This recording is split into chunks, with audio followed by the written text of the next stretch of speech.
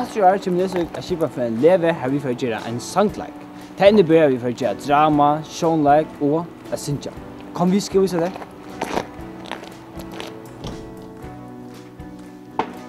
Vi är så för Sanglegan att we will praise you.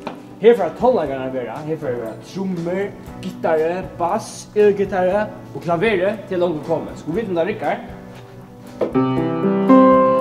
Jag gör det.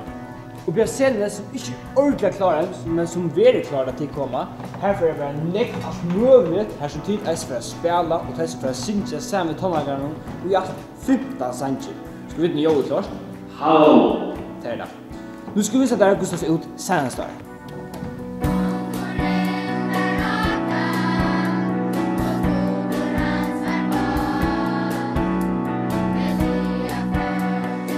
Det är nu 3 år sedan Gud sände torskor i landet.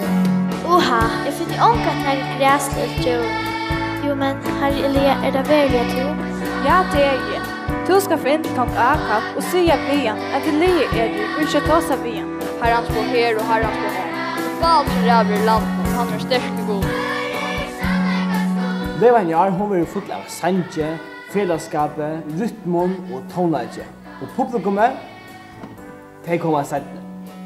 Kom till 4 till kända folk och huxa där kom jag Lena, så melda till 21 till 26 vi söker.